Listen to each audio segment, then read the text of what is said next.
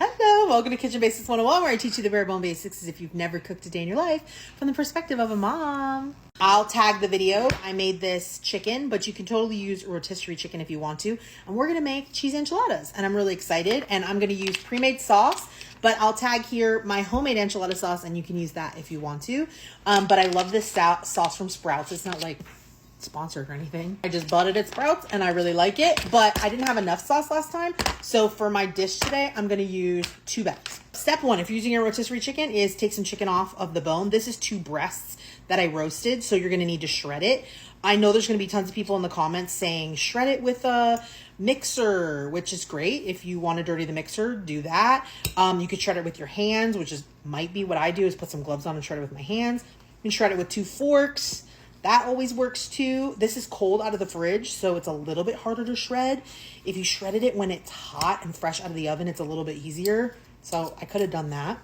But I think I'll go throw some gloves on and shred it with my hands. Shredding it right in here because there's tons of juices that came off of it while it sat, and spices and stuff. And so I wanted to pick up all those juices and spices. I'm gonna give it a little taste because I didn't taste it for you when I made it.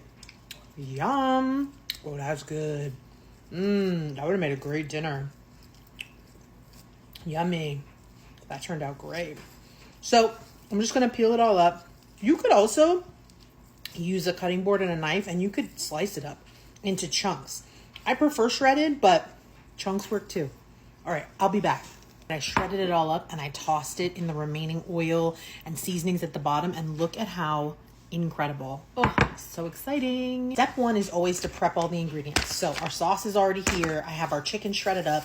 Now I'm going to shred up some cheese. I'm using just Monterey Jack because I really love it. It's great. But you could use Mexican blend. You could use already shredded cheese. It's totally up to you. Now that I have this cheese shredder, I'm completely obsessed with shredding my own cheese. I just feel like my recipes turn out so much better because the cheese just melts better, and the overall texture is better, and I think it's a value too, because I think you get a lot more cheese bang for your buck, right? Enchiladas are super forgiving, but I'm doing 2 8-ounce blocks of cheese, so that's 16 ounces of cheese in here. Last time I felt like it wasn't enough cheese, so I'm doubling it, but you can put as much or as little cheese as you want to. These pieces all come apart, so I make sure to get every last bit of cheese out. Look at this pile of cheese. The next component that we're gonna prep, and the last component, because then we'll have everything ready, is the corn tortillas. Can you use flour? Sure, it's not really enchiladas if you use flour, because enchiladas use corn tortillas. But if you don't like corn tortillas, then by all means, use flour. Use what you like, okay? So we're gonna use corn tortillas. Now you can fry them in a little bit of shallow oil. So you can put some little oil in the pan, and you can fry them on both sides in oil and set them to the side. Just gonna fry them 30 seconds to a minute, just to get them pliable and soft and warm. I'm not going to use oil. I'm going to do a dry pan method. So in the other enchiladas that I made, I did the same thing.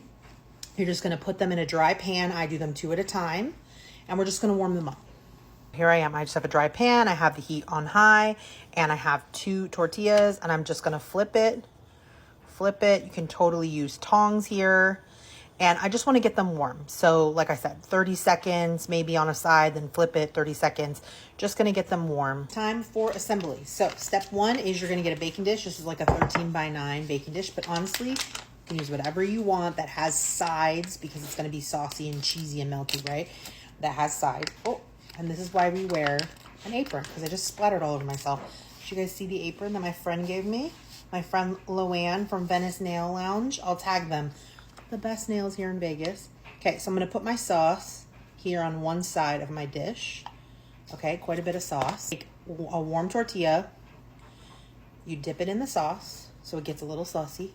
Okay, and then you're going to put a handful of cheese inside. Yum. And a handful of chicken. As much or as little as you want. You want to stuff them like crazy? Stuff them like crazy. Then you're going to roll them up, and you're going to set it off to the side here in your dish, okay? You're just going to keep working like that over and over and over again. You're going to dip in the sauce like this. You're going to put, it's a messy job, but it's an easy job.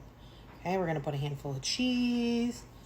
We're going to take a handful of our deliciously seasoned chicken, and then we're going to roll it up and push it off to the side, okay? Repeat until you've used all your chicken, but not all your cheese. Reserve some cheese for the top. Those 2 big chicken breasts ended up being too much chicken. I couldn't fit any more chicken in here. So this is just a great way to stretch your dollar, right? Because I still have probably a half a breast left. We can make a chicken burrito or chicken something else, right?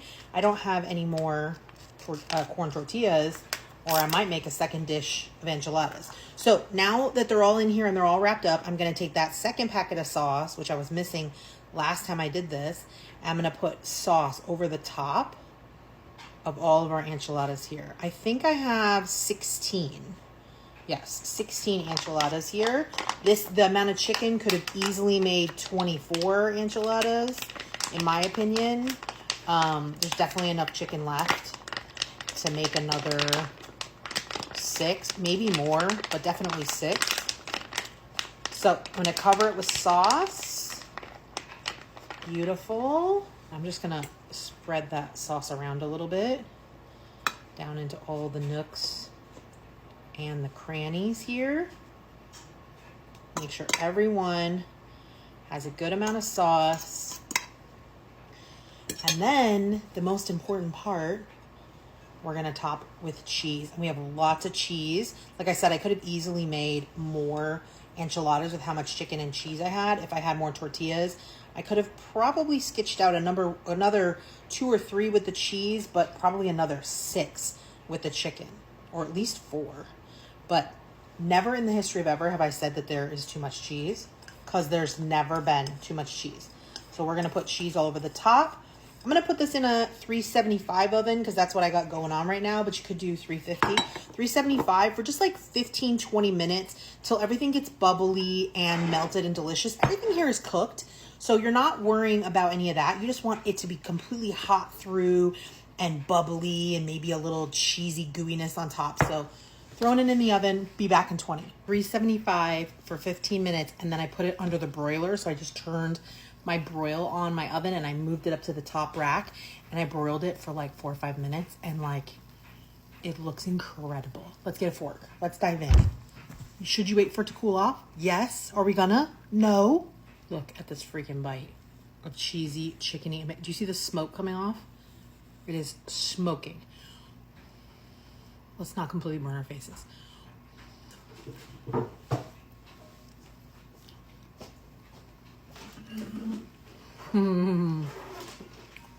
Oh yeah. Oh my God. Absolutely incredible.